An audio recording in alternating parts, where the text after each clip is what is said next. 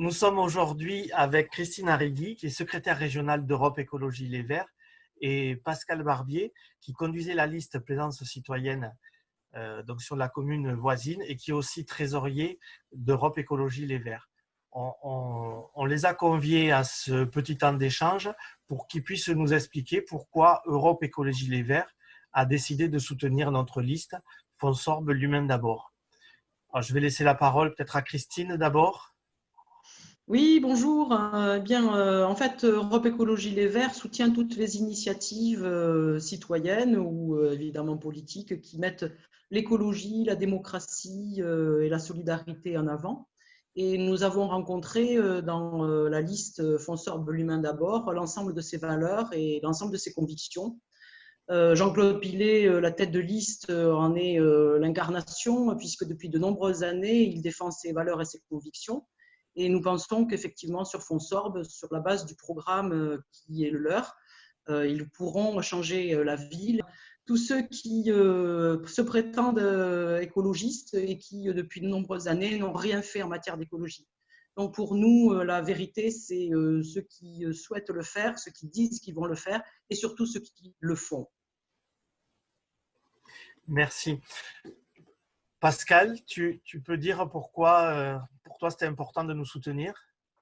Alors effectivement, pour moi, et je dirais même pour nous, la liste Plaisance citoyenne, on se reconnaît beaucoup dans la liste Fonsorbe l'humain d'abord, parce que d'abord, c'est comme le dit le titre de la liste, l'humain d'abord, et c'est vraiment notre conviction, l'humain d'abord.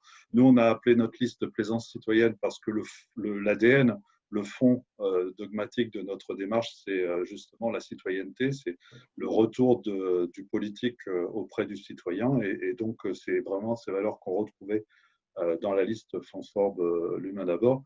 Et puis surtout, la vraie écologie.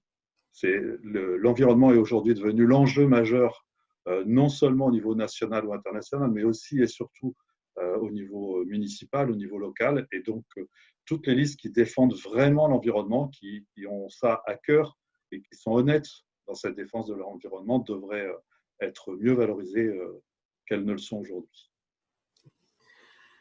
Merci pour vos paroles. Je voudrais rajouter que nous travaillons depuis plusieurs années à essayer de fédérer plusieurs listes qui se retrouvent dans ces valeurs, que ce soit sur le Muretin Agglo ou dans la périphérie du bassin toulousain, pour espérer peser beaucoup plus sur ces choix qui sont nécessaires et notamment aller vers une transition écologique. Je voulais savoir si Europe Écologie Les Verts, vous alliez continuer à s'inscrire dans cette démarche et à nous soutenir comme vous le faites depuis plusieurs années.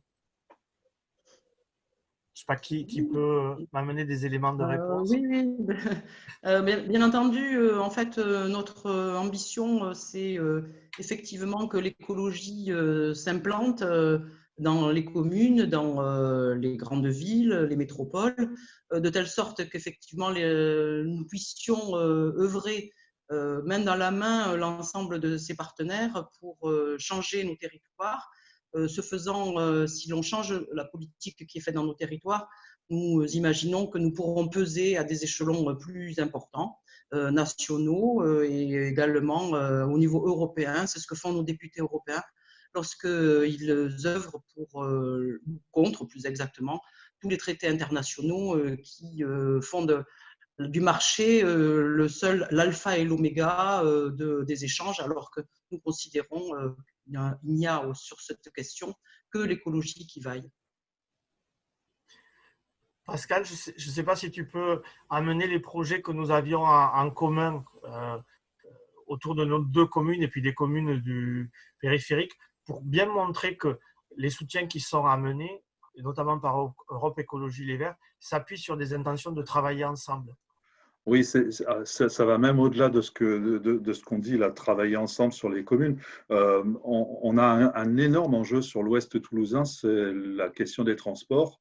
Alors, toute l'agglomération est concernée par la question des transports, mais l'ouest toulousain fait partie des secteurs de l'agglo qui sont vraiment en carafe par rapport à ça.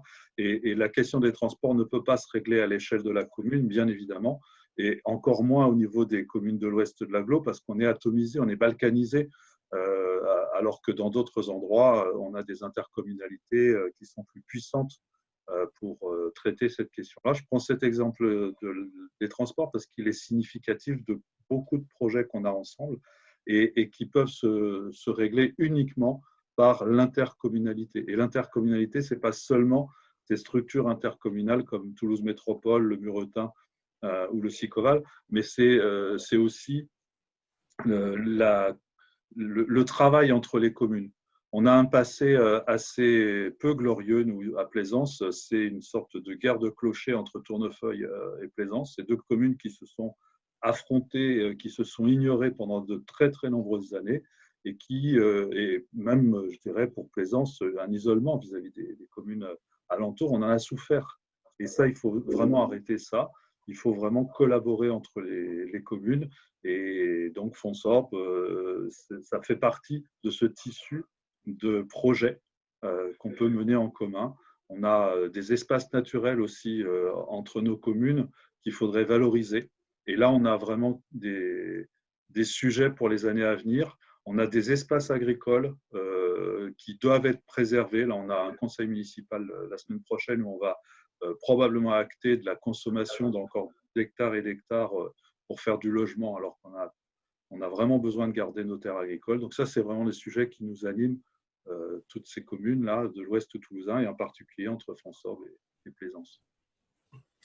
Alors, avec les propos que tu viens de dire, je pense qu'il y a beaucoup d'électeurs et d'habitants de Fonsorb qui vont se reconnaître puisque on a les mêmes préoccupations sur Fonsorb et on est intervenu régulièrement en conseil municipal et dans le cadre de l'enquête du PLU, du plan local d'urbanisme, puisqu'il y a les mêmes dérives sur la commune, notamment sur l'urbanisation sans limite et sans contrainte, qui est un sujet majeur et qu'il faut qu'on empêche et qu'on préserve la ruralité dans nos communes.